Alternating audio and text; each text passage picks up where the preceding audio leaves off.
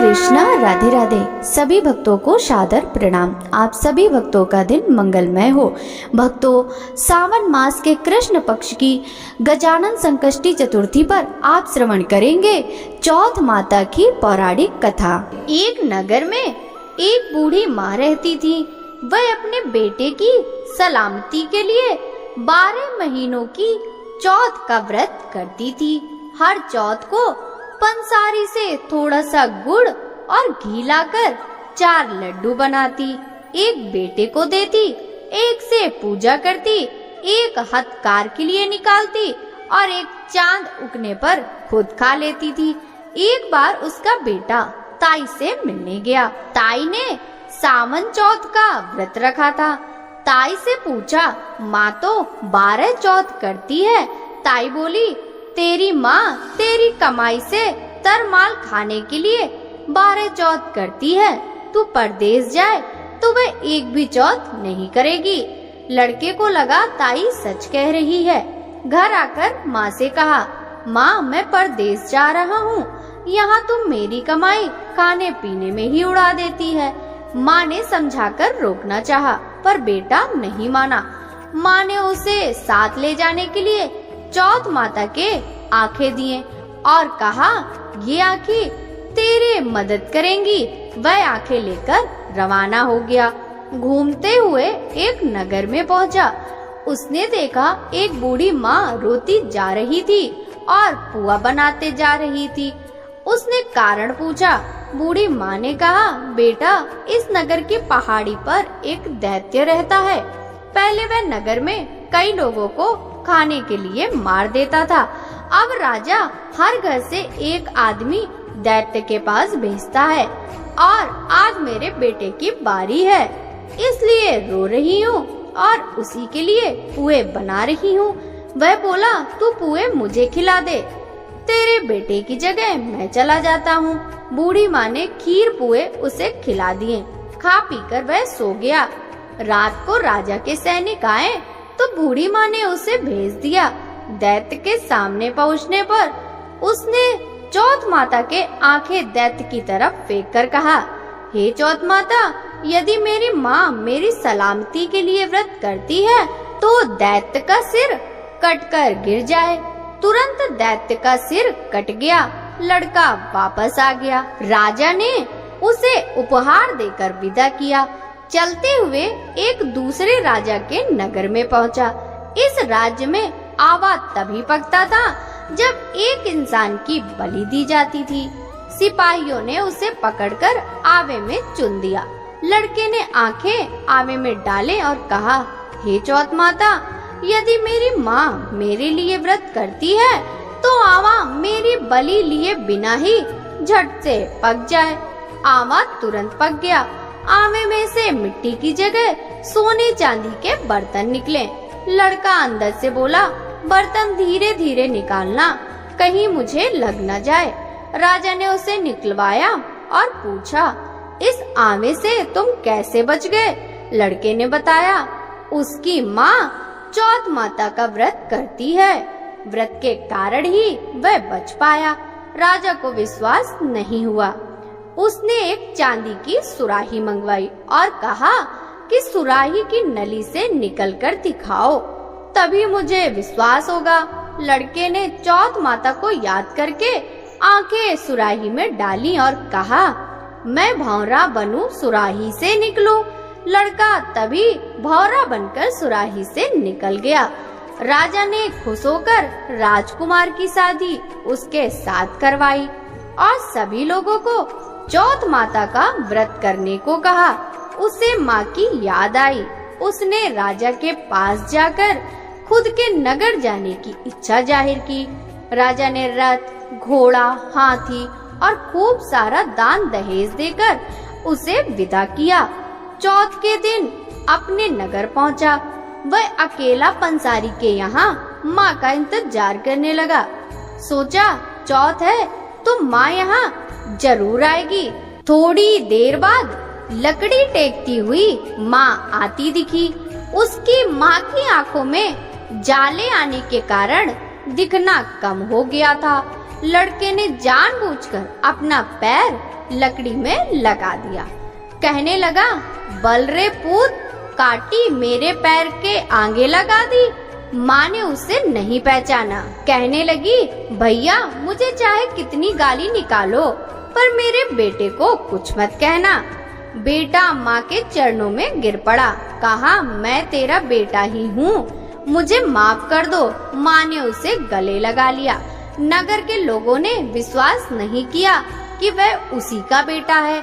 बूढ़ी माँ ने चौथ माता को याद करके कहा, हे चौथ माता, यदि मैं अपने बेटे के लिए व्रत करती हूँ तो मेरे स्तन में दूध भर जाए और उसकी धार मेरे बेटे के मुंह में गिरे। माँ के स्तन से दूध की धार निकलकर बेटे के मुंह में गिरने लगी।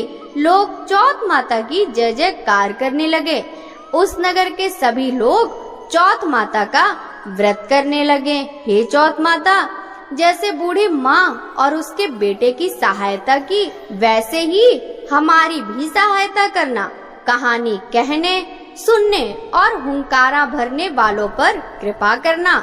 बोलो चौथ माता की जय। भक्तों, अब हम चौथ माता की दूसरी कहानी सुनेंगे। पुराने समय की बात है। एक ब्राह्मण था जिसके घर एक बेटा और बहू थे। बेटा और पिता कुछ कमाते तो नहीं थे। जो बहू के साथ आया हुआ दहेज का धन था, उसी से अपना काम चलाते थे। जब भी बहू घर से बाहर कचरा डालने जाती थी, तब उसके पास वाली पड़ोसन उससे पूछती थी कि बहू, आज खाने में क्या खाकर आई हो? तब वह बोलती थी, मैं तो ठंडी रोटी खाकर आई हूँ। एक दिन साहूकार के बेटे ने यह बात सुन ली। वह वहाँ से चला गया और अपनी माँ के पास जाकर बोला कि माँ, तू तो अपनी बहू को रोज गर्म खाना खिलाती है, फिर भी वह बाहर जाकर यह बोलती है कि मैं तो ठंडी रोटी बासी खाकर आई हूँ। तब माँ ने कहा, बेटा, मैं तो चारों थालियों में बराबर गर्म खाना परोसती हूँ। यदि तुम्हें यकीन नहीं है तो तुम खुद ही देख लेना। वह अगले दिन तबीयत खराब होने का बहाना बनाकर कंबल ओढ़कर लेट गया।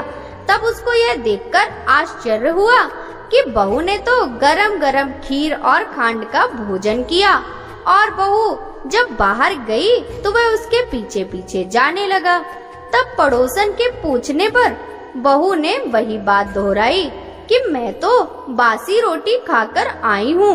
उसका पति उससे पूछने लगा कि तू अभी अभी तो गर्मा गर्म खाना खाकर आई है और पड़ोसन से कह रही है मैं बासी ठंडी रोटी खाकर आई हूँ, तू झूठ क्यों बोल रही हो? तब उसकी विद्वान पत्नी ने कहा कि यह ना तो हमारे कमाए हुए पैसों की रोटी है और न ही तुम्हारे पिताजी के कमाए हुए पैसों की रोटी। यदि हम इसी तरह बैठे बैठे धन को खर्च करते रहें तो एक दिन कुएं की पानी की तरह समाप्त हो जाएगा।